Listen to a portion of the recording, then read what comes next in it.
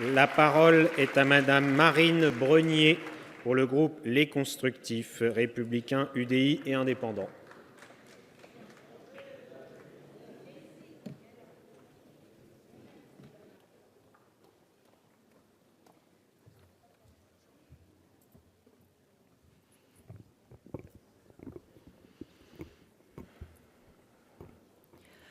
Monsieur le Président, Monsieur le Ministre d'État, Monsieur le rapporteur, chers collègues, la semaine dernière, dans cet hémicycle, nous avons débattu pendant près de 40 heures de ce projet de loi. Je ne reviendrai pas sur les positions qui ont été exprimées, sur les divergences qui ont été les nôtres, ni sur les propositions qui ont été formulées par les différents groupes. Pour autant, ce que nous sommes nombreux à voir ressortir de ces débats, c'est que le statu quo n'était tout simplement plus possible. La plupart d'entre nous souhaitent que les choses changent, que notre arsenal législatif évolue pour pouvoir lutter efficacement contre cette menace terroriste qui ne cesse de se complexifier. Pour certains, il fallait faire plus. Pour d'autres, il fallait faire moins. Pour d'autres encore, il fallait maintenir l'état d'urgence tel que nous le vivons depuis bientôt 2 ans. Ce régime dérogatoire, d'exception, temporaire par nature, ne pouvait durer plus longtemps encore.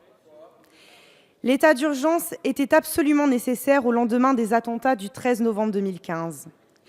Il a été particulièrement efficace dans les premiers mois, mais les réseaux terroristes s'étant rapidement adaptés, il a hélas largement perdu de son efficacité depuis.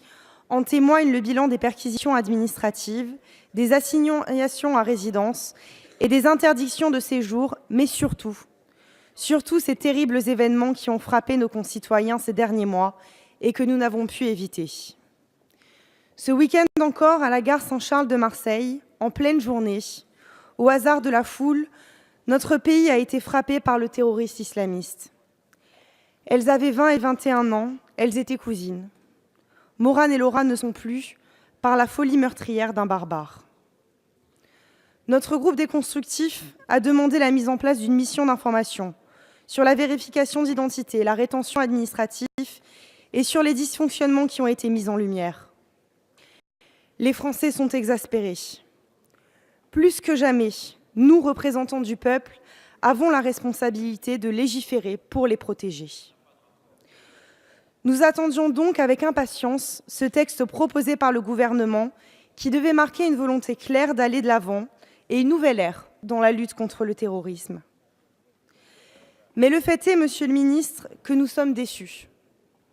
Bien sûr, nous comprenons la sortie de l'état d'urgence et l'inscription dans le droit commun de nouveaux instruments durables et ciblés qui permettront à nos forces de sécurité et de renseignement d'être plus efficaces. Les principales mesures prévues par ce projet de loi, qu'il s'agisse des périmètres de protection, de la fermeture de lieux de culte, des mesures individuelles de surveillance ou encore des visites et des saisies, nous paraissent adaptées pour pouvoir répondre aux différentes menaces. Notre groupe se réjouit par ailleurs de certaines avancées au cours des débats en séance, comme par exemple pour l'instauration d'un contrôle parlementaire de ces mesures. Pour autant, nous regrettons que l'immense majorité des propositions de bon sens que nous vous avons faites, ainsi d'ailleurs que celles formulées par les autres groupes, y compris l'un de ceux appartenant à la majorité, ont été rejetées, souvent par principe, sans autre forme de procès. Je pense notamment à l'utilisation de la reconnaissance faciale ou à l'association des maires dans la lutte contre le terrorisme. Au fond, Monsieur le Ministre, ce projet de loi, qui est opportun, pour lequel nous avions de grandes attentes et que notre groupe votera, puisqu'il va dans le bon sens, nous laisse pourtant un goût d'inachevé. Nous pensons qu'il aurait fallu mener une réflexion globale pour aboutir à une réforme ambitieuse et efficace contre le terrorisme.